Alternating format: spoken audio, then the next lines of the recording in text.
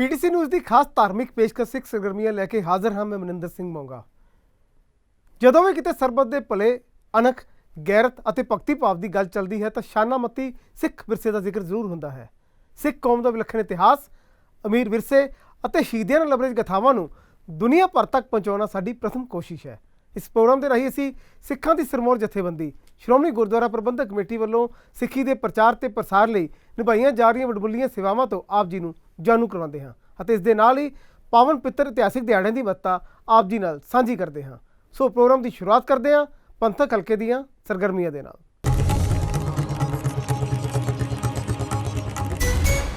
ਸਾਹਿਬ ਸ਼੍ਰੀ ਗੁਰੂ ਨਾਨਕ ਦੇਵ ਜੀ ਦੇ 550 ਸਾਲਾ ਪ੍ਰਕਾਸ਼ ਗੁਰਪੁਰਬ ਨੂੰ ਸਫਲ ਸ਼੍ਰੋਮਣੀ ਗੁਰਦੁਆਰਾ ਪ੍ਰਬੰਧਕ ਕਮੇਟੀ ਵੱਲੋਂ ਗਾਵੋ ਸੱਚੀ ਬਾਣੀ ਦੇ ਟਾਈਟਲ ਹੇਠ ਕਰਵਾਏ ਜਾ ਰਹੇ ਤੀਸਰੇ ਕੀਰਤਨ ਮੁਕਾਬਲਿਆਂ ਦੀ ਆਰੰਭਤਾ Shri Guru Ramdas university of health science Vallah ਵਿਖੇ ਅਰਦਾਸ ਤੋਂ ਬਾਅਦ ਕੀਤੀ ਗਈ। ਇਸ ਮੌਕੇ ਸ਼੍ਰੋਮਣੀ ਗੁਰਦੁਆਰਾ ਪ੍ਰਬੰਧਕ ਕਮੇਟੀ ਦੇ ਪ੍ਰਧਾਨ ਭਾਈ ਗੋਬਿੰਦ ਸਿੰਘ ਲੋਂਗੋਵਾਲ ਨੇ ਉਚੇਚੇ ਤੌਰ ਤੇ ਸ਼ਿਰਕਤ ਕੀਤੀ। ਇਹਨਾਂ ਕੀਰਤਨ ਮੁਕਾਬਲਿਆਂ ਵਿੱਚ ਮਾਝੇ ਦੇ ਵੱਖ-ਵੱਖ ਪਿੰਡਾਂ ਸ਼ਹਿਰਾਂ 'ਚੋਂ 400 ਦੇ ਕਰੀਬ ਪ੍ਰਤੀਯੋਗੀਆਂ ਨੇ ਹਿੱਸਾ ਲੈ ਕੇ ਰਾਗ ਆਧਾਰਿਤ ਸ਼ਬਦ ਗਾਇਨ ਦੀ ਪ੍ਰਤਿਭਾ ਦਾ ਪ੍ਰਗਟਾਵਾ ਕੀਤਾ। श्री गुरु नानक देव जी के 550वें प्रकाश पुरब ਨੂੰ ਸਮਰਪਿਤ ਸ਼੍ਰੋਮਣੀ ਗੁਰਦੁਆਰਾ ਪ੍ਰਬੰਧਕ ਕਮੇਟੀ ਵੱਲੋਂ 16 ਤੋਂ 25 ਸਾਲ ਦੇ ਗੁਰਸਿੱਖ ਪ੍ਰਤੀਯੋਗੀਆਂ ਦੇ ਕੀਰਤਨ ਮੁਕਾਬਲਿਆਂ ਦੀ ਆਰੰਭਤਾ ਬੀਤੇ ਦਿਨੀ Shri Guru Ramdas university of health sciences Vallah ਵਿਖੇ ਅਰਦਾਸ ਉਪਰੰਤ ਹੋਈ। ਸ਼੍ਰੋਮਣੀ ਕਮੇਟੀ ਵੱਲੋਂ ਗਾਵੋ ਸੱਚੀ ਬਾਣੀ ਦੇ ਟਾਈਟਲ ਹੇਠ ਕਰਵਾਏ ਜਾ ਰਹੇ ਇਹ ਤੀਸਰੇ ਕੀਰਤਨ ਮੁਕਾਬਲੇ ਹਨ। ਇਸ ਤੋਂ ਪਹਿਲਾਂ 2 ਭਾਗ ਸਫਲਤਾਪੂਰਵਕ ਕਰਵਾਏ ਜਾ ਚੁੱਕੇ ਹਨ। ਕੀਰਤਨ ਮੁਕਾਬਲਿਆਂ ਦੇ ਪਹਿਲੇ ਆਡੀਸ਼ਨ ਦੌਰਾਨ ਬੀਤੇ ਦਿਨੀ 400 ਤੋਂ ਵੱਧ ਪ੍ਰਤੀਯੋਗੀਆਂ ਨੇ ਰਾਗ ਆਧਾਰਿਤ ਸ਼ਬਦ ਗਾਇਨ ਕਰਕੇ ਆਪਣੀ ਪ੍ਰਤਿਭਾ ਦਾ ਪ੍ਰਗਟਾਵਾ ਕੀਤਾ। ਇਸ ਦੌਰਾਨ ਪ੍ਰਤੀਯੋਗੀਆਂ ਦੀ ਕਾਰਜ ਕੁਸ਼ਲਤਾ ਪਰਖਣ ਲਈ ਪ੍ਰਸਿੱਧ ਰਾਗੀ ਭਾਈ ਹਰਜੋਤ ਸਿੰਘ ਜ਼ਖਮੀ, ਪ੍ਰੋਫੈਸਰ ਰਵੇਲ ਸਿੰਘ ਅਤੇ ਹਜੂਰੀ ਰਾਗੀ ਭਾਈ ਮਨਿੰਦਰ ਸਿੰਘ ਨਿਰਣਾਇਕ ਵਜੋਂ ਭੂਮਿਕਾ ਨਿਭਾਈ। ਇਸ ਮੌਕੇ ਵਿਸ਼ੇਸ਼ ਤੌਰ ਤੇ ਪਹੁੰਚੇ ਸ਼੍ਰੋਮਣੀ ਗੁਰਦੁਆਰਾ ਪ੍ਰਬੰਧਕ ਕਮੇਟੀ ਦੇ ਪ੍ਰਧਾਨ ਭਾਈ ਗੋਬਿੰਦ ਸਿੰਘ ਲੋਂਗੋਵਾਲ ਨੇ ਕਿਹਾ, ਸ਼੍ਰੋਮਣੀ ਗੁਰਦੁਆਰਾ ਪ੍ਰਬੰਧਕ ਕਮੇਟੀ ਤੇ ਧਰਮ ਪ੍ਰਚਾਰ ਕਮੇਟੀ ਵੱਲੋਂ ਗਾਵੋ ਸੱਚੀ ਬਾਣੀ ਭਾਗ ਤੀਜਾ ਜਿਹੜਾ ਹੈ ਉਹ ਆਰੰਭ ਕੀਤਾ ਜਾ ਰਿਹਾ। ਇਹਦੇ ਵਿੱਚ ਮੈਂ ਸਮਝਦਾ ਸਾਡੇ ਬਹੁਤ ਬੱਚੇ ਜਿਹੜੇ ਨੇ ਬੜੀ ਤਿਆਰੀ ਕਰਕੇ ਬੜੀ ਅਭਿਆਸ ਦੇ ਨਾਲ ਜਿਹੜੇ ਉਹ ਇਹਦੇ ਵਿੱਚ ਸ਼ਾਮਲ ਹੋਣਗੇ, ਕੀਰਤਨ ਕਰਨਗੇ। ਔਰ ਇਹਦੇ ਵਿੱਚ ਸ਼੍ਰੋਮਣੀ ਗੁਰਦੁਆਰਾ ਪ੍ਰਬੰਧਕ ਕਮੇਟੀ ਵੱਲੋਂ ਜਿਹੜਾ ਪਹਿਲੇ ਨੰਬਰ ਤੇ ਆਏਗਾ ਉਹਨੂੰ 5 ਲੱਖ, ਔਰ ਜਿਹੜਾ ਦੂਜੇ ਨੰਬਰ ਤੇ ਆਏਗਾ ਉਹਨੂੰ 3 ਲੱਖ ਤੇ ਜਿਹੜਾ ਤੀਜੇ ਨੰਬਰ ਤੇ ਆਏਗਾ ਉਹਨੂੰ 1 ਲੱਖ ਰੁਪਈਆ ਜਿਹੜਾ ਇਨਾਮ ਵਜੋਂ ਉਹ ਦਿੱਤਾ ਜਾਵੇਗਾ। ਔਰ ਮੈਂ ਸਾਰੇ ਮਾਪਿਆਂ ਨੂੰ ਬੇਨਤੀ ਕਰਦਾ ਕਿ ਆਪਣੇ ਬੱਚਿਆਂ ਨੂੰ ਵੱਧ ਤੋਂ ਵੱਧ ਇਹ ਗਾਵੋ ਸੱਚੀ ਬਾਣੀ ਤੀਜੇ ਭਾਗ ਵਿੱਚ ਸਮੂਲੀਅਤ ਕਰਵਾਉਣ ਤਾਂ ਕਿ ਉਹ ਗੁਰਬਾਣੀ ਨਾਲ ਵੀ ਜੁੜਨ, ਗੁਰਬਾਣੀ ਦਾ ਅਭਿਆਸ ਵੀ ਉਹ ਕਰਨਗੇ ਤਾਂ ਕਿ ਚੰਗਾ ਟੈਲੈਂਟ ਜਿਹੜਾ ਗੁਰਬਾਣੀ ਦਾ ਉਹਨਾਂ ਨੂੰ ਇਹ ਪ੍ਰਾਪਤ ਹੋਵੇ। ਗਾਵੋ ਸੱਚੀ ਬਾਣੀ ਭਾਗ ਤੀਜਾ ਦਾ ਇਹ ਸ਼੍ਰੀ ਗੁਰੂ ਨਾਨਕ ਦੇਵ ਸਾਹਿਬ ਜੀ ਦੇ 550 ਸਾਲਾ ਪ੍ਰਕਾਸ਼ ਪੁਰਬ ਨੂੰ ਸਮਰਪਿਤ ਹੈ। ਗਾਵੋ ਸੱਚੀ ਬਾਣੀ ਭਾਗ 3 ਦੇ ਸ਼ੁਰੂ ਹੋਏ ਆਡੀਸ਼ਨਸ ਲਈ ਪ੍ਰੋਫੈਸਰ ਰਵੇਲ ਸਿੰਘ, ਭਾਈ ਹਰਜੋਤ ਸਿੰਘ ਜ਼ਖਮੀ ਅਤੇ ਭਾਈ ਮਨਿੰਦਰ ਸਿੰਘ ਹਜੂਰੀ ਰਾਗੀ ਜੱਜ ਵਜੋਂ ਸੇਵਾ ਨਿਭਾ ਰਹੇ ਹਨ। ਜੱਜਾਂ ਅਨੁਸਾਰ ਬੱਚਿਆਂ ਵਿੱਚ ਭਾਰੀ ਉਤਸ਼ਾਹ ਵੇਖਣ ਨੂੰ ਮਿਲ ਰਿਹਾ ਹੈ। ਜੱਜਿਸ ਨੇ ਸ਼੍ਰੋਮਣੀ ਕਮੇਟੀ ਦੇ ਇਸ ਵਿਲੱਖਣ ਉਪਰਾਲੇ ਲਈ ਸ਼ਲਾਘਾ ਕੀਤੀ ਅਤੇ ਆਸ ਪ੍ਰਗਟਾਈ ਕਿ ਇਸ ਪਲੇਟਫਾਰਮ ਤੋਂ ਸਿੱਖ ਪੰਥ ਨੂੰ ਮਹਾਨ ਕੀਰਤਨੀਏ ਅਤੇ ਗੁਰਮਤਿ ਸੰਗੀਤ ਦੇ ਮਾਹਿਰ ਮਿਲਣਗੇ। ਗਾਵੋ ਸੱਚੀ ਬਾਣੀ ਦੇ ਜੱਜਿਸ ਨਾਲ ਗੱਲਬਾਤ ਕੀਤੀ ਸਾਡੇ ਸਹਿਯੋਗੀ ਮਨਿੰਦਰ ਸਿੰਘ ਮੋਗਾ ਨੇ। ਗਾਵੋ ਸੱਚੀ ਬਾਣੀ ਦਾ ਭਾਗ ਤੀਜਾ ਸ਼ੁਰੂ ਹੋ ਚੁੱਕਿਆ ਹੈ। ਬੜੇ ਉਤਸ਼ਾਹ ਦੇ ਨਾਲ ਮਾਝੇ ਤੋਂ ਬੱਚੇ ਪਹੁੰਚੇ ਹੋਏ ਨੇ। ਕਿਸ ਤਰ੍ਹਾਂ ਦੀ ਕਲਾ ਨਜ਼ਰ ਆ ਰਹੀ ਹੈ? ਇਹ ਜੀ ਸ਼੍ਰੋਮਣੀ ਕਮੇਟੀ ਦਾ ਜੋ ਉਪਰਾਲਾ ਹੈ ਗਾਓ ਸੱਚੀ ਬਾਣੀ ਭਾਗ ਤੀਜਾ, ਅੱਜ ਪਹਿਲਾ ਆਡੀਸ਼ਨ ਹੈ ਤਾਂ ਬੜੇ ਉਤਸ਼ਾਹ ਨਾਲ ਵਿਦਿਆਰਥੀ ਜਿਹੜੇ ਨੇ ਸ਼ਬਦ ਗਾਇਨ ਕਰਕੇ ਸੁਣਾ ਰਹੇ ਨੇ। ਬੜਾ ਅੱਛਾ ਹੈ, ਬੜਾ ਉਤਸ਼ਾਹ ਹੈ ਉਹਨਾਂ ਵਿੱਚ। ਇਹ ਬੜਾ ਚੰਗਾ ਉਪਰਾਲਾ ਹੈ ਜੋ ਕਿ ਪੀੜ੍ਹੀ, ਨੌਜਵਾਨ ਪੀੜ੍ਹੀ ਨੂੰ ਗੁਰਬਾਣੀ ਨਾਲ ਜੋੜਨ ਦਾ ਸ਼੍ਰੋਮਣੀ ਕਮੇਟੀ ਦਾ ਬੜਾ ਅੱਛਾ ਉਪਰਾਲਾ ਹੈ। ਕਿਸ ਤਰ੍ਹਾਂ ਦੀ ਤਿਆਰੀ ਨਜ਼ਰ ਆ ਰਹੀ ਬੱਚਿਆਂ ਦੀ? ਬੱਚੇ ਅਸੀਂ ਸਵੇਰ ਤੋਂ ਹੀ ਜਿੰਨੇ ਵੀ ਦੇਖੇ ਆ ਬਹੁਤ ਮਿਹਨਤ ਕਰਕੇ ਆਏ ਨੇ ਸਾਰੇ ਬੱਚੇ, ਕਿਉਂਕਿ ਪਹਿਲੇ ਜਿਹੜੇ 2 ਭਾਗ ਹੋਏ ਨੇ ਗਾਵੋ ਸੱਚੀ ਬਾਣੀ ਦੇ ਉਹਦੇ ਵਿੱਚ ਬੱਚੇ ਜਿਵੇਂ ਇੱਕ ਦੂਜੇ ਨੂੰ ਵੇਖ ਕੇ ਉਤਸ਼ਾਹਿਤ ਹੁੰਦੇ ਆ। ਉਹਨਾਂ ਵੱਲ ਵੇਖ ਕੇ ਜਿਹੜੀ ਇਸ ਵਾਰ ਬੱਚਿਆਂ ਦੀ ਤਿਆਰੀ ਹੈ ਨਾ ਉਹ ਪਹਿਲੇ ਭਾਗ ਦੇ ਨਾਲੋਂ ਸਾਨੂੰ ਕਾਫੀ ਜ਼ਿਆਦਾ ਵੇਖਣ ਨੂੰ ਮਿਲੀ ਹੈ। ਅਤੇ ਬੱਚੇ ਹੁਣ ਬੈਠੇ ਰਿਆਜ਼ ਵੀ ਕਰ ਰਹੇ ਨੇ, ਆਪੋ ਆਪਣਾ ਵਾਰੀ ਦੀ ਉਡੀਕ ਕਰ ਰਹੇ ਨੇ। ਅਤੇ ਸ਼੍ਰੋਮਣੀ ਗੁਰਦੁਆਰਾ ਪ੍ਰਬੰਧਕ ਕਮੇਟੀ ਦਾ ਇਹ ਬੱਚਿਆਂ ਨੂੰ, ਆਉਣ ਵਾਲੀ ਪੀੜ੍ਹੀ ਨੂੰ ਗੁਰਮਤਿ ਨਾਲ, ਗੁਰਮਤਿ ਸੰਗੀਤ ਦੇ ਨਾਲ, ਗੁਰਬਾਣੀ ਦੇ ਨਾਲ ਇਹ ਜਿਹੜਾ ਜੋੜਨ ਦਾ ਉਪਰਾਲਾ ਬਹੁਤ ਸ਼ਲਾਘਾਯੋਗ ਹੈ। ਗੁਰੂ ਸਾਹਿਬ ਕਿਰਪਾ ਕਰਨ। ਹੁਣ ਤੱਕ ਸਿਰਫ ਰਿਐਲਿਟੀ ਸ਼ੋਅ ਜਿਹੜੇ TV ਤੇ ਚੈਨਲ 'ਤੇ ਚੱਲਦੇ ਸੀ ਉਹ ਮਿਊਜ਼ਿਕ ਨਾਲ ਜਾਂ ਗਾਣੇ ਨਾਲ ਜੁੜੇ ਹੁੰਦੇ ਸੀ। ਇੱਕ ਪਹਿਲੀ ਵਾਰ ਸ਼੍ਰੋਮਣੀ ਕਮੇਟੀ ਵੱਲੋਂ ਇੱਕ ਵਿਲੱਖਣ ਉਪਰਾਲਾ ਕੀਤਾ ਗਿਆ ਗਾਵੋ ਸੱਚੀ ਬਾਣੀ ਦੇ ਰੂਪ 'ਚ, ਤੁਸੀਂ ਕੀ ਕਹਿਣਾ ਚਾਹੋਗੇ? ਇਹ ਆਉਣ ਵਾਲੀ ਪੀੜ੍ਹੀ ਨੂੰ ਗੁਰਮਤ ਨਾਲ ਬਾਣੀ ਨਾਲ ਜੋੜਨ ਦਾ ਬਹੁਤ ਭਲਾ ਉਪਰਾਲਾ, ਜਿਸ ਤਰ੍ਹਾਂ ਕਿ ਮੇਰੇ ਵੀਰ ਜੀ ਨੇ ਵੀ ਦੱਸਿਆ, ਭਾਈ ਸਾਹਿਬ ਜੀ ਨੇ ਵੀ।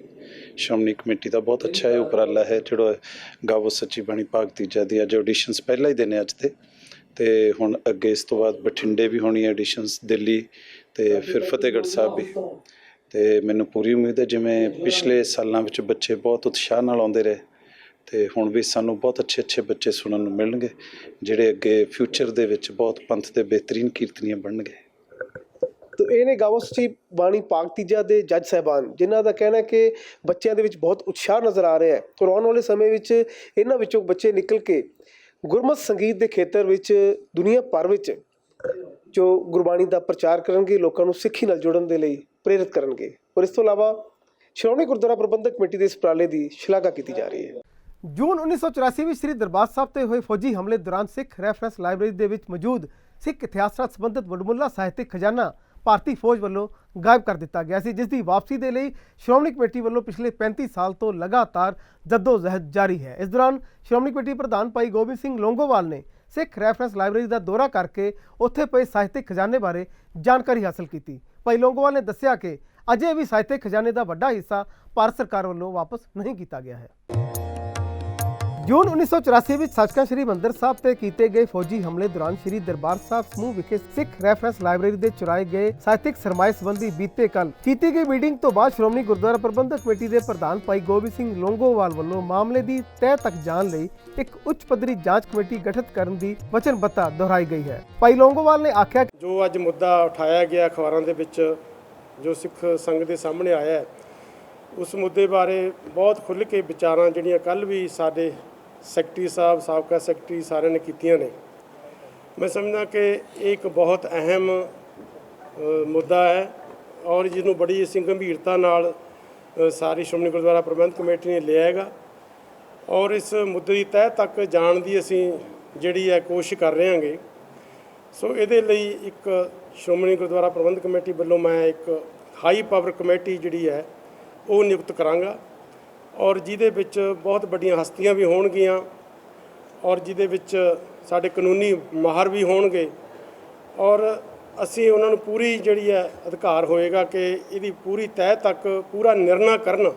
ਜੋ ਵੀ ਅੱਜ ਇਹ ਬਾਦ ਉੱਠਿਆ ਸਿੱਖ ਰੈਫਰੈਂਸ ਲਾਇਬ੍ਰੇਰੀ ਦਾ ਕਿ ਜੋ ਵੀ ਸਾਡਾ ਸਰਮਾਇਆ ਸੀ ਜਾਂ ਗੁਰੂ ਸਾਹਿਬ ਦੀਆਂ ਬੀੜਾਂ ਸਨ, ਜੋ ਜਾਂ ਸਿੱਖ ਇਤਿਹਾਸ ਦੀ ਹੱਥ ਲਿਖਤਾਂ ਸਨ, ਉਸ ਸਮੇਂ ਜੋ 84 ਦੇ ਵਿੱਚ ਇੱਥੇ ਬਲੂ ਸਟਾਰ ਹੋਇਆ, ਜਿਹਨੂੰ ਸਾਰੀ ਸਿੱਖ ਕੌਮ ਤੀਜਾ ਘੱਲੂਘਾਰਾ ਕਹਿੰਦੀ ਹੈ, ਉਸ ਵੇਲੇ ਇੱਥੋਂ ਬਹੁਤ ਸਾਰਾ ਸਮਾਨ ਜਿਹੜਾ ਅਸੀਂ ਚੁੱਕ ਕੇ ਮਿਲਟਰੀ ਲੈ ਗਈ ਸੀ ਔਰ ਅਸੀਂ ਪੂਰੀ ਕੋਸ਼ਿਸ਼ ਕਰ ਰਹੇ ਹਾਂ ਕਿ ਜਿਹੜੀ ਉਹ ਮੈਂ ਕਮੇਟੀ ਨਿਯੁਕਤ ਕਰਾਂਗਾ ਉਹ ਪੂਰੀ ਤਹਿ ਤੱਕ ਜਾ ਕੇ ਪੂਰਾ ਨਿਰਣਾ ਕਰਕੇ ਦੱਸੇਗੀ ਕਿ ਕਿਸ ਤਰ੍ਹਾਂ ਦਾ ਕਿੰਨਾ ਸਾਡਾ ਜਿਹੜਾ ਸਾਹਿਤ ਸੀ ਜਾਂ ਗੁਰੂ ਸਾਹਿਬ ਦੀਆਂ ਬੀੜਾਂ ਸੀਆਂ ਜਾਂ ਹੱਥ ਲਿਖਤਾਂ ਸੀਆਂ ਉਹ ਮਿਲਟਰੀ ਲੈ ਗਈ ਸੀ ਜਾਂ ਕਿੰਨੀਆਂ ਵਾਪਸ ਕੀਤੀਆਂ। ਔਰ ਮੈਂ ਸਮਝਦਾ ਕਿ ਇਹ ਇੱਕ ਬੜਾ ਹੀ ਗੰਭੀਰਤਾ ਵਾਲਾ ਮੁੱਦਾ ਹੈ। ਸਿੱਖ ਕੌਮ ਅੱਜ ਸਾਰੀ ਇਸ ਪਾਸੇ ਦੇਖ ਰਹੀ ਹੈ। ਸੋ ਉਹ ਜਿਹੜੀ ਕਮੇਟੀ ਹੈ ਇਕੱਲੀ ਇੱਥੇ ਨਹੀਂ, ਜਿੱਥੇ ਵੀ ਜਾਣਾ ਪਿਆ, ਭਾਵੇਂ ਵਿਦੇਸ਼ਾਂ ਵਿੱਚ ਜਾਣਾ ਪਿਆ, ਸੋ ਉਹ ਸਾਡੀ ਜਦੋਂ ਰਿਪੋਰਟ ਆ ਗਈ ਉਸ ਕਮੇਟੀ ਦੀ, ਉਹ ਸਮੁੱਚੀ ਸਿੱਖ ਸੰਗਤਾਂ ਦੇ ਅਸੀਂ ਸਾਹਮਣੇ ਰੱਖਾਂਗੇ ਔਰ ਜਿਹੜਾ ਵੀ ਉਹਦੇ ਵਿੱਚ ਕੋਈ ਦੋਸ਼ੀ ਪਾਇਆ ਗਿਆ, ਭਾਵੇਂ ਕੋਈ ਕਰਮਚਾਰੀ ਹੈ, ਭਾਵੇਂ ਕੋਈ ਸ਼੍ਰੋਮਣੀ ਗੁਰਦੁਆਰਾ ਪ੍ਰਬੰਧਕ ਕਮੇਟੀ ਨਾਲ ਸੰਬੰਧ ਰੱਖਣ ਵਾਲਾ ਕੋਈ ਵਿਅਕਤੀ ਹੈ, ਕੋਈ ਕਿੱਡਾ ਵੀ ਵਿਅਕਤੀ ਹੋਵੇ ਔਰ ਉਹਦੇ ਉੱਤੇ ਬਹੁਤ ਕਰੜੀ ਜਿਹੜੀ ਹੈ ਸਖਤ ਤੋਂ ਸਖਤ ਕਾਰਵਾਈ ਕੀਤੀ ਜਾਵੇਗੀ ਔਰ ਉਹਦੇ ਨਾਲ ਕਾਨੂੰਨੀ ਕਾਰਵਾਈ ਵੀ ਕਰਾਂਗੇ ਔਰ ਜੋ ਸਿੱਖ ਮਰਿਆਦਾ ਅਨੁਸਾਰ ਕਾਰਵਾਈ ਹੈ ਸਿੱਖ ਪੰਥ ਦੀ ਉਹ ਵੀ ਕਰਾਂਗੇ ਔਰ ਕਿਸੇ ਵੀ ਬੰਦੇ ਨੂੰ ਬਖਸ਼ਿਆ ਨਹੀਂ ਜਾਵੇਗਾ। ਇਹ ਸਮੁੱਚੀ ਕੌਮ ਦਾ ਮਸਲਾ ਹੈ ਔਰ ਸਮੁੱਚੀ ਕੌਮ ਦੇ ਜਜ਼ਬਾਤਾਂ ਨਾਲ ਜੁੜਿਆ ਹੋਇਆ ਮਸਲਾ ਹੈ।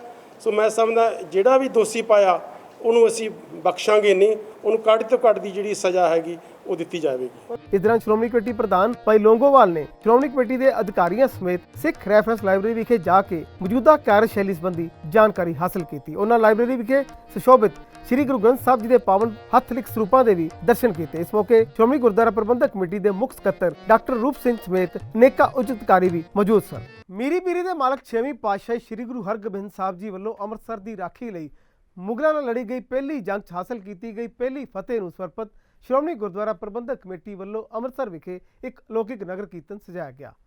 ਸ਼੍ਰੀ ਗੁਰੂ ਗ੍ਰੰਥ ਸਾਹਿਬ ਜੀ ਦੀ ਛਤਰ ਛਾਇਆ ਤੇ ਪੰਜ ਪਿਆਰਿਆਂ ਦੀ ਅਗਵਾਈ ਹੇਠ ਇਹ ਨਗਰ ਕੀਰਤਨ ਗੁਰਦੁਆਰਾ ਸ਼ਹੀਦਗੰਜ ਬਾਬਾ ਦੀਪ ਸਿੰਘ ਤੋਂ ਖਾਲਸਾਈ ਜਾਹੋ ਜਲਾਲ ਦੇ ਨਾਲ ਆਰੰਭ ਹੋਇਆ ਅਤੇ ਸ਼ਹਿਰ ਦੇ ਵੱਖ-ਵੱਖ ਬਾਜ਼ਾਰਾਂ 'ਚੋਂ ਹੁੰਦਾ ਹੋਇਆ ਗੁਰਦੁਆਰਾ ਕਿਲ੍ਹਾ ਲੋਹਗੜ੍ਹ ਵਿਖੇ ਪੁੱਜ ਕੇ ਸੰਪੰਨ ਹੋਇਆ। ਭਾਰੀ ਗਰਮੀ ਦੇ ਬਾਵਜੂਦ ਸੰਗਤਾਂ ਵਿੱਚ ਬਹੁਤ ਉਤਸ਼ਾਹ ਦੇਖਣ ਨੂੰ ਮਿਲਿਆ ਤੇ ਸੰਗਤਾਂ ਨੇ ਵੱਡੀ ਗਿਣਤੀ ਵਿੱਚ ਇਸ ਨਗਰ ਕੀਰਤਨ 'ਚ ਸ਼ਮੂਲੀਅਤ ਕੀਤੀ। ਮੀਰੀ ਪੀਰੀ ਦੇ ਮਾਲਕ 6ਵੀਂ ਪਾਤਸ਼ਾਹੀ ਸ਼੍ਰੀ ਗੁਰੂ ਹਰਗੋਬਿੰਦ ਸਾਹਿਬ ਜੀ ਦੁਆਰਾ ਅੰਮ੍ਰਿਤਸਰ ਦੀ ਰਾਖੀ ਲਈ ਮੁਗਲਾਂ ਖਿਲਾਫ ਲੜੀ ਗਈ ਪਹਿਲੀ ਜੰਗ 'ਚ ਹਾਸਲ ਕੀਤੀ ਗਈ ਪਹਿਲੀ ਫਤਿਹ ਨੂੰ ਸਮਰਪਿਤ ਸ਼੍ਰੋਮਣੀ ਗੁਰਦੁਆਰਾ ਪ੍ਰਬੰਧਕ ਕਮੇਟੀ ਵੱਲੋਂ ਸੰਗਤਾਂ ਦੇ ਸਹਿਯੋਗ ਦੇ ਨਾਲ ਗੁਰੂ ਨਗਰੀ ਅੰਮ੍ਰਿਤਸਰ ਵਿਖੇ ਇੱਕ ਅਲੌਕਿਕ ਨਗਰ ਕੀਰਤਨ ਸਜਾਇਆ ਗਿਆ। ਸ਼੍ਰੀ ਗੁਰੂ ਗ੍ਰੰਥ ਸਾਹਿਬ ਜੀ ਦੀ ਛਤਰ ਛਾਇਆ ਤੇ ਪੰਜ ਪਿਆਰਿਆਂ ਦੀ ਅਗਵਾਈ ਹੇਠ ਇਹ ਵਿਸ਼ਾਲ ਨਗਰ ਕੀਰਤਨ ਗੁਰਦੁਆਰਾ ਸ਼ਹੀਦਗੰਜ ਬਾਬਾ ਦੀਪ ਸਿੰਘ ਤੋਂ ਖਾਲਸਾਈ ਜਾਹੋ ਜਲਾਲ ਦੇ ਨਾਲ ਆਰੰਭ ਹੋਇਆ ਤੇ ਸ਼ਹਿਰ ਦੇ ਵੱਖ-ਵੱਖ ਬਾਜ਼ਾਰਾਂ 'ਚੋਂ ਹੁੰਦਾ ਹੋਇਆ ਗੁਰਦੁਆਰਾ ਕਿਲ੍ਹਾ ਲੋਹਗੜ੍ਹ ਪੁੱਜ ਕੇ ਸੰਪੰਨ ਹੋਇਆ। ਨਗਰ ਕੀਰਤਨ ਵਿੱਚ ਗੱਤਕਾ ਪਾਰਟੀਆਂ, ਬੈਂਡ ਪਾਰਟੀਆਂ, ਨਿਹੰਗ ਸਿੰਘ ਜਥੇਬੰਦੀਆਂ ਤੇ ਸੰਗਤਾਂ ਨੇ ਵੱਡੀ ਗਿਣਤੀ ਵਿੱਚ ਸ਼ਮੂਲੀਅਤ ਕੀਤੀ। ਭਾਰੀ ਗਰਮੀ ਦੇ ਬਾਵਜੂਦ ਵੀ ਸੰਗਤਾਂ ਵਿੱਚ ਭਾਰੀ ਉਤਸ਼ਾਹ ਦੇਖਣ ਨੂੰ ਮਿਲਿਆ ਤੇ ਸੰਗਤਾਂ ਨੇ ਵੱਡੀ ਗਿਣਤੀ ਵਿੱਚ ਨਗਰ ਕੀਰਤਨ ਵਿੱਚ ਸ਼ਮੂਲੀਅਤ ਕੀਤੀ ਅਤੇ ਥਾਂ-ਥਾਂ ਤੇ ਰਸਤੇ ਵਿੱਚ ਫੁੱਲਾਂ ਦੀ ਵਰਖਾ ਕਰਕੇ ਨਗਰ ਕੀਰਤਨ ਦਾ ਨਿੱਘਾ ਸਵਾਗਤ ਕੀਤਾ। ਨਗਰ ਕੀਰਤਨ ਮੌਕੇ ਸ਼੍ਰੀ ਗੁਰੂ ਗ੍ਰੰਥ ਸਾਹਿਬ ਜੀ ਤਾਬਿਆ ਚੋਰ ਸਾਹਿਬ ਦੀ ਸੇਵਾ ਨਿਭਾ ਰਹੇ ਸਿੰਘ ਸਾਹਿਬ ਗਿਆਨੀ ਜਗਤਾਰ ਸਿੰਘ ਹੈੱਡ ਗ੍ਰੰਥੀ ਸ਼੍ਰੀ ਹਰਮੰਦਰ ਸਾਹਿਬ ਨੇ ਸਮੂਹ ਸੰਗਤਾਂ ਨੂੰ ਫਤਿਹ ਦਿਵਸ ਦੀ ਮੁਬਾਰਕਬਾਦ ਦਿੱਤੀ। ਉਹਨਾਂ ਦੱਸਿਆ, ਮੇਰੀ ਪੀਰੀ ਦੇ ਵਾਲਗ ਸਾਹਿਬ ਸ੍ਰੀ ਗੁਰੂ ਹਰਗੋਬਿੰਦ ਸਾਹਿਬ ਜੀ ਨੇ ਸ੍ਰੀ ਅੰਮ੍ਰਿਤਸਰ ਸਾਹਿਬ ਜੀ ਦੀ ਸਵੈ ਰੱਖਿਆ ਵਾਸਤੇ ਕਿਲ੍ਹਾ ਸ੍ਰੀ ਲੋਹਗੜ੍ਹ ਸਾਹਿਬ ਤਿਆਰ ਕਰਵਾਇਆ ਅਤੇ 1629 ਈਸਵੀ ਨੂੰ ਮੁਗਲ ਸਿੱਖਾਂ 7000 ਫੌਜ ਲੈ ਕੇ ਸ੍ਰੀ ਅੰਮ੍ਰਿਤਸਰ ਸਾਹਿਬ ਤੇ ਚੜ੍ਹ ਕੇ ਆਇਆ। ਸਤਿਗੁਰਾਂ ਨੇ ਭਾਰੀ ਮੁਕਾਬਲਾ ਕਰਕੇ ਜਿੱਤ ਪ੍ਰਾਪਤ ਕੀਤੀ। ਹਰ ਸਾਲ ਗੁਰਦੁਆਰਾ ਸ੍ਰੀ ਲੋਹਗੜ੍ਹ ਸਾਹਿਬ ਜੀ ਦੀ ਸੋਹਣੀ ਸਾਹਿਬ ਸੇਵਾ ਸੁਸਾਇਟੀ ਵੱਲੋਂ ਸ਼੍ਰੋਮਣੀ ਗੁਰਦੁਆਰਾ ਪ੍ਰਬੰਧਕ ਕਮੇਟੀ ਸ੍ਰੀ ਦਰਬਾਰ ਸਾਹਿਬ ਵੱਲੋਂ ਸਮੂਹ ਸਿੱਖ ਜਥੇਬੰਦੀਆਂ ਸੰਗਤ ਵੱਲੋਂ ਮਿਲ ਕਰਕੇ ਫਤਿਹ ਦਿਵਸ ਬੜੀ ਚੜ੍ਹਦੀ ਕਲਾ ਵਿੱਚ ਮਨਾਇਆ ਜਾਂਦਾ ਹੈ। ਹਰ ਸਾਲ ਹੀ ਗੁਰਦੁਆਰਾ ਬਾਬਾ ਦੀਪ ਸਿੰਘ ਜੀ ਸ਼ਹੀਦਗੰਜ ਤੋਂ ਨਗਰ ਕੀਰਤਨ ਦੀ ਪ੍ਰਾਰੰਭਤਾ ਕੀਤੀ ਜਾਂਦੀ ਹੈ, ਜੋ ਅੱਜ ਵੀ ਨਗਰ ਕੀਰਤਨ ਦੀ ਪ੍ਰਾਰੰਭਤਾ ਹੋਈ ਹੈ, ਜੋ ਸ਼ਹਿਰ ਦੇ ਵੱਖ-ਵੱਖ ਥਾਵਾਂ ਤੋਂ ਹੁੰਦਾ ਹੋਇਆ ਗੁਰਦੁਆਰਾ ਕਿਲ੍ਹਾ ਸ੍ਰੀ ਲੋਹਗੜ੍ਹ ਸਾਹਿਬ ਜੀ ਵਿਖੇ ਜਾ ਕੇ ਸੰਪੂਰਨ ਹੋਵੇਗਾ। ਸਤਿਗੁਰਾਂ ਦੇ ਫਤਿਹ ਦਿਵਸ ਦੀਆਂ ਸਮੁੱਚੀਆਂ ਸਿੱਖ ਸੰਗਤਾਂ ਨੂੰ ਬਹੁਤ-ਬਹੁਤ ਵਧਾਈਆਂ। ਮਹਾਨ ਪਹਿਲੇ ਜੰਗ ਦੇ ਪਹਿਲੀ ਫਤਿਹ ਦਿਵਸ ਤੇ ਇੱਥੇ ਆਪ ਜੀ ਨੂੰ ਸਾਡੇ ਸਤਿਕਾਰਯੋਗ ਹੈੱਡ ਗ੍ਰੰਥੀ ਸ੍ਰੀ ਦਰਬਾਰ ਸਾਹਿਬ ਸਿੰਘ ਸਾਹਿਬ ਗਿਆਨੀ ਜਗਤਾਰ ਸਿੰਘ ਜੀ ਨੇ ਆਪ ਜੀ ਨਾਲ ਬਚਨ ਸਾਂਝਾ ਕੀਤਾ ਹੈ। ਔਰ ਅੱਜ ਇਹ ਮਹਾਨ ਜੋ ਪਹਿਲੀ ਜੰਗ ਦੀ ਪਹਿਲੀ ਫਤਿਹ ਦਿਵਸ ਦਾ ਹੈ, ਸਤਿਗੁਰੂ ਮਹਾਰਾਜ ਸਾਹਿਬ ਸੱਚੇ ਪਾਤਸ਼ਾਹ ਜੀ ਨੇ ਆਪਣੇ ਸਿੱਖ ਸੰਗਤਾਂ ਵਿੱਚ ਇਹ ਖੁਸ਼ੀ ਦਾ ਇਹ ਸੱਚੇ ਪਾਤਸ਼ਾਹ ਜੀ ਨੇ ਸਮਾਂ ਬਖਸ਼ਿਸ਼ ਕੀਤਾ ਹੈ। ਔਰ ਸੱਚ ਤੇ ਪਹਿਰਾ ਦੇਣ ਵਾਸਤੇ ਇਹ ਸਦਾ ਹੀ ਸੱਚ ਦੀ ਜਿੱਤ ਹੁੰਦੀ ਹੈ। ਔਰ ਸਤਿਗੁਰੂ ਦੀ ਕਿਰਪਾ ਕਰਨ, ਆਪਦੇ ਖਾਲਸੇ ਪੰਥ ਦੀ ਸਦਾ ਹੀ ਸਤਿਗੁਰੂ ਚੜ੍ਹਦੀ ਕਲਾ ਬਖਸ਼ਣ। ਅੱਜ ਪਹਿਲੀ ਜੰਗ ਦੀ ਪਹਿਲੇ ਫਤਿਹ ਦਿਵਸ ਦੀ ਸੰਪਰਦਾਇ ਦਰ ਬਾਬਾ ਬਿਧੀ ਚੰਦ ਸਾਹਿਬ ਜੀ ਵੱਲੋਂ ਵੀ ਬੇਅੰਤ ਵਧਾਈਆਂ ਹੋਣ। ਇੱਥੇ ਸ਼੍ਰੋਮਣੀ ਗੁਰਦੁਆਰਾ ਪ੍ਰਬੰਧਕ ਕਮੇਟੀ ਵੱਲੋਂ ਸੁਖਮਨੀ ਸਾਹਿਬ ਸੇਵਾ ਸੁਸਾਇਟੀ ਜਿਹੜਾ ਲੋਹਗੜ੍ਹ ਸਾਹਿਬ ਵੱਲੋਂ ਸਮੁੱਚੇ ਸ਼ਹਿਰ ਨਿਵਾਸੀ ਸੰਗਤਾਂ ਵੱਲੋਂ ਆਏ ਹੋਏ ਸਾਰੇ ਮਹਾਂਪੁਰਖ ਸਾਰੀਆਂ ਸੰਗਤਾਂ ਨੂੰ ਬੇਅੰਤ ਵਧਾਈਆਂ ਹੋਣ। ਵਾਹਿਗੁਰੂ ਜੀ ਕਾ ਖਾਲਸਾ, ਵਾਹਿਗੁਰੂ ਜੀ ਕੀ ਫਤਿਹ। ਤੇ ਹੁਣ ਵੇਲੇ ਇੱਕ ਛੋਟੇ ਜਿਹੇ ਬ੍ਰੇਕ ਤੋਂ ਬਾਅਦ ਜਾਰੀ ਰਹੇਗੀ ਸਾਡੀ ਇੱਕ ਖਾਸ ਧਾਰਮਿਕ ਪੇਸ਼ਕਸ਼।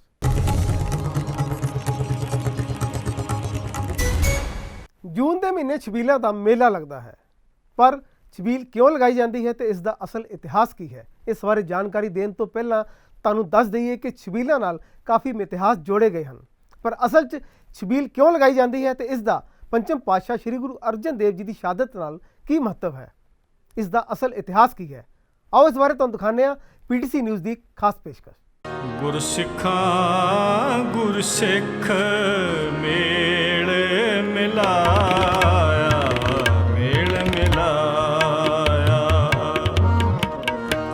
ਪੰਜਵੀਂ ਪਾਤਸ਼ਾਹੀ ਸ਼੍ਰੀ ਗੁਰੂ ਅਰਜਨ ਦੇਵ ਜੀ ਦੀ ਸ਼ਹਾਦਤ ਅੱਤ ਦੀ ਗਰਮੀ 'ਚ ਹੋਈ ਸੀ। ਗੁਰੂ ਸਾਹਿਬ ਦੀ ਸ਼ਹਾਦਤ ਤੇ ਪੂਰੇ ਪੰਜਾਬ ਭਰ 'ਚ ਠੰਡੇ ਮਿੱਠੇ ਜਲ ਦੀਆਂ ਛਬੀਲਾਂ ਲਗਾਈਆਂ ਜਾਂਦੀਆਂ ਨੇ। ਇਹਨਾਂ ਛਬੀਲਾਂ 'ਚ ਹਰ ਧਰਮ ਤੇ ਹਰ ਵਰਗ ਦੇ ਲੋਕ ਛਬੀਲ ਲਗਾ ਕੇ ਹਿੱਸਾ ਪਾਉਂਦੇ ਨੇ। ਭਾਈ ਕਾਹਨ ਸਿੰਘ ਨਾਭਾ ਦੇ ਕੋਸ਼ ਮੁਤਾਬਕ ਛਬੀਲ ਦੀ ਸ਼ੁਰੂਆਤ ਮੁਸਲਿਮ ਭਾਈਚਾਰੇ ਤੋਂ ਹੋਈ ਸੀ। ਮੁਸਲਿਮ ਭਾਈਚਾਰੇ ਦੇ ਸ਼ੀਆ ਮੁਸਲਮਾਨ ਮੁਹੱਰਮ ਮਹੀਨੇ ਦੇ ਪਹਿਲੇ 10 ਦਿਨ ਇਮਾਮ ਹੁਸੈਨ ਦੀ ਯਾਦ ਵਿੱਚ ਛਬੀਲ ਲਾਉਂਦੇ ਸਨ। ਛਬੀਲ ਸ਼ਬਦ ਦੀ ਜੇਕਰ ਗੱਲ ਕਰੀਏ ਤਾਂ ਛਬੀਲ ਸ਼ਬਦ ਛ, ਆਪ ਅਤੇ ਈਲ ਤੋਂ ਬਣਿਆ ਹੈ। ਛ ਦਾ ਭਾਵ ਮਿੱਠਾ, ਆਪ ਦਾ ਭਾਵ ਪਾਣੀ ਤੇ ਈਲ ਤੋਂ ਭਾਵ ਥਾਂ। ਤੇ ਜੇਕਰ ਇਹਨਾਂ ਸ਼ਬਦਾਂ ਦੇ ਅਰਥ ਨੂੰ ਜੋੜ ਦਿੱਤਾ ਜਾਵੇ ਤਾਂ ਛਬੀਲ ਦਾ ਭਾਵ ਹੈ ਮਿੱਠਾ ਪਾਣੀ ਪਿਉਣ ਦੀ ਥਾਂ। ਸਿੱਖ ਧਰਮ ਦੇ ਛਬੀਲ ਦੇ ਇਤਿਹਾਸ ਦੀ ਗੱਲ ਕਰੀਏ ਤਾਂ ਇਹ ਪਰੰਪਰਾ ਤੀਜੀ ਪਾਤਸ਼ਾਹੀ ਸ੍ਰੀ ਗੁਰੂ ਅਮਰਦਾਸ ਜੀ ਨੇ ਸ਼ੁਰੂ ਕੀਤੀ ਸੀ। ਉਸ ਸਮੇਂ ਦੌਰਾਨ ਕਾਬੁਲ ਰਹਿਣ ਵਾਲੀ ਸੰਗਤ ਗੁਰੂ ਸਾਹਿਬ ਦੇ ਦਰਸ਼ਨਾਂ ਲਈ ਆਉਂਦੀ ਸੀ ਤੇ ਗਰਮੀ ਦਾ ਮੌਸਮ ਹੋਣ ਕਰਕੇ ਸਥਾਨਕ ਸੰਗਤ ਦਰਸ਼ਨ ਕਰਨ ਆਉਣ ਵਾਲੀ ਸੰਗਤ ਲਈ ਛਬੀਲ ਲਾਉਂਦੀ ਸੀ। ਗਰਮੀ 'ਚ ਮਿੱਠੇ ਨਾਲ ਸਰੀਰ ਨੂੰ ਊਰਜਾ ਮਿਲਣਾ ਵਿਗਿਆਨਕ ਤੱਤ ਹੈ। ਇਸੇ ਕਰਕੇ ਉਸ ਸਮੇਂ ਦੌਰਾਨ ਗਰਮੀ ਵਿੱਚ ਦਰਸ਼ਨ ਕਰਨ ਆਈ ਸੰਗਤ ਨੂੰ ਮਿੱਠਾ ਗੁੜ ਵਾਲਾ ਪਾਣੀ ਛਕਾਇਆ ਜਾਂਦਾ ਸੀ। ਆਵਾਜਾਈ ਦਾ ਸਾਧਨ ਨਾ ਹੋਣ ਕਾਰਨ ਲੋਕ ਆਮ ਹੀ ਪੈਦਲ ਯਾਤਰਾ ਕਰਦੇ ਸਨ। ਉਸ ਸਮੇਂ ਦੌਰਾਨ ਸ੍ਰੀ ਗੁਰੂ ਅਰਜਨ ਦੇਵ ਜੀ ਦੀ ਸ਼ਹਾਦਤ ਤੋਂ ਬਾਅਦ ਸ੍ਰੀ ਗੁਰੂ ਹਰਗੋਬਿੰਦ ਸਾਹਿਬ ਜੀ ਦੇ ਦਰਸ਼ਨਾਂ ਲਈ ਆਈ ਸੰਗਤ ਲਈ ਵੱਖ-ਵੱਖ ਥਾਵਾਂ ਤੇ ਛਬੀਲਾਂ ਲਾਈਆਂ ਗਈਆਂ।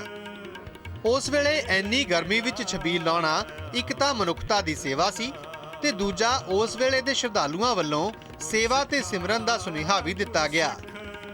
ਨਾਲ ਹੀ ਇਹ ਵੀ ਸੁਨੇਹਾ ਦਿੱਤਾ ਗਿਆ ਕਿ ਭਾਵੇਂ ਉਸ ਸਮੇਂ ਦੇ ਹਾਕਮਾਂ ਨੇ ਗੁਰੂ ਸਾਹਿਬ ਨੂੰ ਤੱਤੀ ਤਵੀ ਤੇ ਬਿਠਾ ਕੇ ਤਸੀਹੇ ਦਿੱਤੇ ਹਨ, ਭਾਵੇਂ ਉਹਨਾਂ ਦੇ ਸਰੀਰ ਤੇ ਗਰਮ ਰੇਤ ਪਾਈ ਹੈ, ਉਬਲਦੀਆਂ ਦੇਗਾਂ 'ਚ ਤਸੀਹੇ ਦਿੱਤੇ ਨੇ, ਪਰ ਪੂਰੀ ਲੋਕਾਈ ਗੁਰੂ ਸਾਹਿਬ ਦੀ ਮੁਰੀਦ ਹੈ। ਤੇਰਾ ਕੀਆ ਮੀਠਾ ਲਾਗੈ, ਹਰ ਨਾਮ ਪਦਾਰਥ ਨਾਨਕ ਮੰਗੈ। ਇਸ ਤਰ੍ਹਾਂ ਛਬੀਲ ਲਾਉਣ ਦੀ ਪਰੰਪਰਾ ਗੁਰੂ ਅਰਜਨ ਦੇਵ ਜੀ ਦੇ ਸ਼ਹੀਦੀ ਗੁਰਪੁਰਬ ਦੇ ਨਾਲ ਪੱਕੇ ਤੌਰ ਤੇ ਜੁੜ ਗਈ। ਸੋ ਛਬੀਲ ਹਰ ਸਾਲ ਗਰਮੀ ਦੇ ਮਹੀਨੇ 'ਚ ਸ੍ਰੀ ਗੁਰੂ ਅਰਜਨ ਦੇਵ ਜੀ ਦੇ ਗੁਰਪੁਰਬ ਤੇ ਲਾਈ ਜਾਂਦੀ ਹੈ ਤੇ ਗੁਰੂ ਸਾਹਿਬ ਦੀ ਸ਼ਹਾਦਤ ਨੂੰ ਯਾਦ ਕਰਦਿਆਂ ਪੂਰਾ ਮਹੀਨਾ ਇਹ ਛਬੀਲ ਲੱਗਦੀ ਹੈ। Bureau report, PTC news.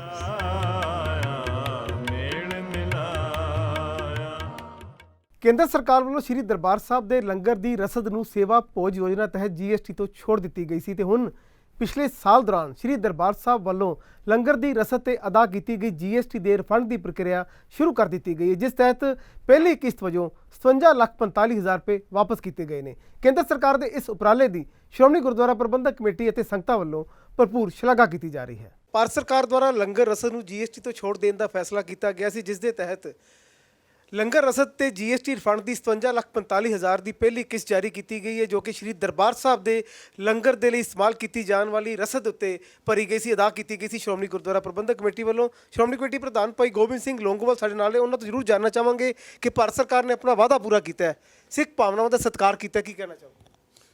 ਸੋ ਭਾਰਤ ਸਰਕਾਰ ਵੱਲੋਂ ਸੇਵਾ ਭੋਜ ਯੋਜਨਾ ਇੱਕ ਜਿਹੜੀ ਤਹਿਤ ਸਕੀਮ ਤਿਆਰ ਕੀਤੀ ਗਈ ਸੀ ਔਰ ਜਿਹਦੇ ਉੱਤੇ GST ਦਾ ਕੋਈ ਵੀ ਧਾਰਮਿਕ ਸਥਾਨਾਂ ਦੇ ਉੱਤੇ ਜਿਹੜਾ ਵੀ GST ਲੱਗੀ ਹੈ ਉਹਨੂੰ ਰਿਫੰਡ ਕਰਨ ਵਾਸਤੇ।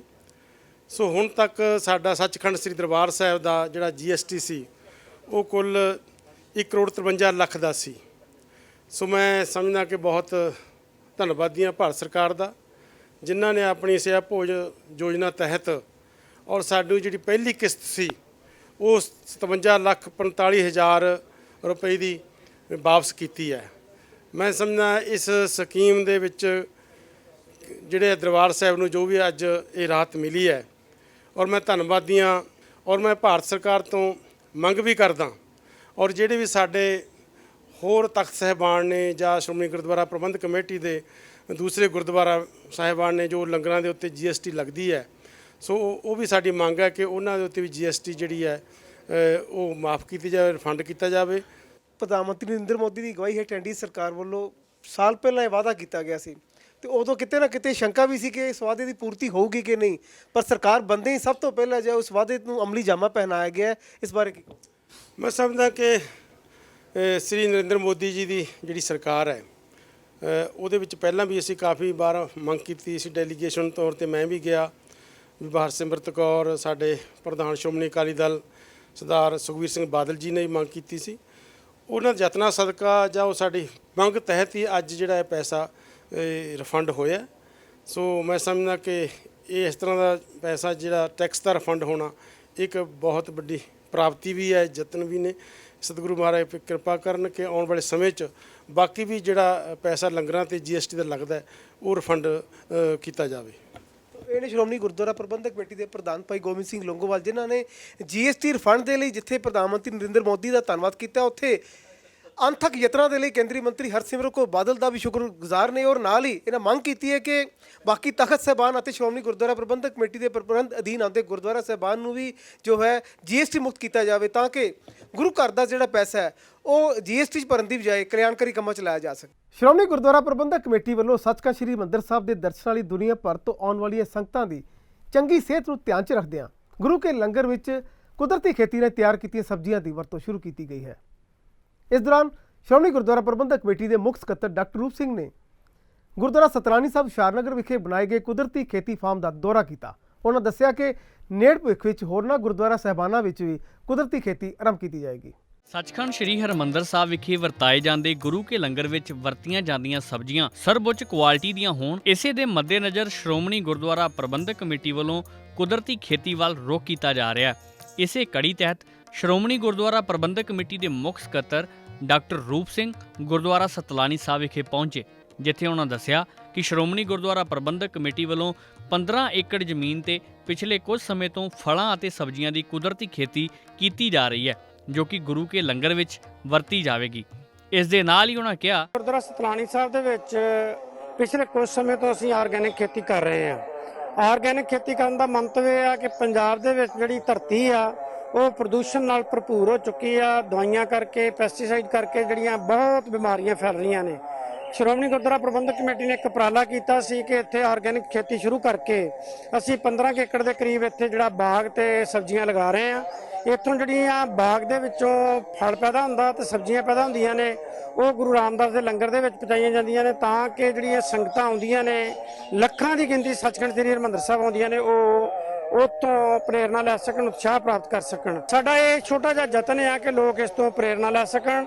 ਜਿਹੜੀਆਂ ਘਰਾਂ ਦੇ ਵਿੱਚ ਸਬਜ਼ੀਆਂ ਪੈਦਾ ਕਰਕੇ ਥੋੜੀ ਕਿਸਾਨ ਜਿਹੜਾ ਬੜੀ ਮੰਦਹਾਲੀ ਨੂੰ ਫੇਸ ਕਰ ਰਿਹਾ, ਉਹ ਆਪਣੇ ਘਰਾਂ ਦੇ ਲਈ, ਪਰਿਵਾਰਾਂ ਦੇ ਲਈ ਆਰਗੈਨਿਕ ਖੇਤੀ ਕਰਕੇ ਆਪਣੇ ਪਰਿਵਾਰਾਂ ਦੀ ਪਾਲਣਾ ਪੋਸ਼ਣਾ ਕਰ ਸਕੇ ਤੇ ਲੋਕਾਂ ਨੂੰ ਉਤਸ਼ਾਹਿਤ ਕਰ ਸਕੇ, ਤਾਂ ਕਿ ਜਿਹੜੀਆਂ ਪੈਸਟੀਸਾਈਡ ਨਾਲ ਬਿਮਾਰੀਆਂ ਫੈਲੀਆਂ ਤੇ ਫੈਲ ਰਹੀਆਂ ਨੇ ਉਹਨਾਂ ਤੋਂ ਬਚਾਅ ਹੋ ਸਕੇ। ਇੱਥੇ ਜਿਹੜਾ ਫਲ ਤੇ ਸਬਜ਼ੀਆਂ ਪੱਕ ਜਾਂਦੀਆਂ ਨੇ, ਇਹ ਸੱਚਖੰਡ ਸ੍ਰੀ ਹਰਿਮੰਦਰ ਸਾਹਿਬ 'ਚ ਭੇਜ ਦਿੰਦੇ ਆ ਗੁਰੂ ਰਾਮਦਾਸ ਦੇ ਲੰਗਰ 'ਚ। ਇਸ ਪ੍ਰੋਗਰਾਮ ਵਿੱਚ ਸਾਡੀ ਇਹ ਭਰਪੂਰ ਕੋਸ਼ਿਸ਼ ਰਹਿੰਦੀ ਕਿ ਸਾਰੇ ਹਫ਼ਤੇ ਦੀਆਂ ਪੰਥਕ ਸਰਗਰਮੀਆਂ ਦੇ ਨਾਲ ਤੁਹਾਨੂੰ ਰੂਬਰੂ ਕਰਾਈਏ। ਸਾਡੇ ਇਸ ਪ੍ਰੋਗਰਾਮ ਸੰਬੰਧੀ ਜਾਂ ਸ਼੍ਰੋਮਣੀ ਗੁਰਦੁਆਰਾ ਪ੍ਰਬੰਧਕ ਕਮੇਟੀ ਸੰਬੰਧੀ ਤੁਸੀਂ ਕੋਈ ਰਾਏ, ਕੋਈ ਸੁਝਾਅ ਦੇਣਾ ਚਾਹੁੰਦੇ ਹੋ ਤਾਂ ਮੇਲ ਕਰੋ feedback@pcnetwork.tv ਤੇ। ਅਗਲੇ ਹਫ਼ਤੇ ਫਿਰ ਹਾਜ਼ਰ ਹੋਵਾਂਗੇ ਸਿੱਖ ਸਰਗਰਮੀਆਂ ਲੈ ਕੇ। ਤਦ ਤੱਕ ਲਈ ਦਿਓ ਇਜਾਜ਼ਤ। ਵਾਹਿਗੁਰੂ ਜੀ ਕਾ ਖਾਲਸਾ, ਵਾਹਿਗੁਰੂ ਜੀ ਕੀ ਫਤਿਹ।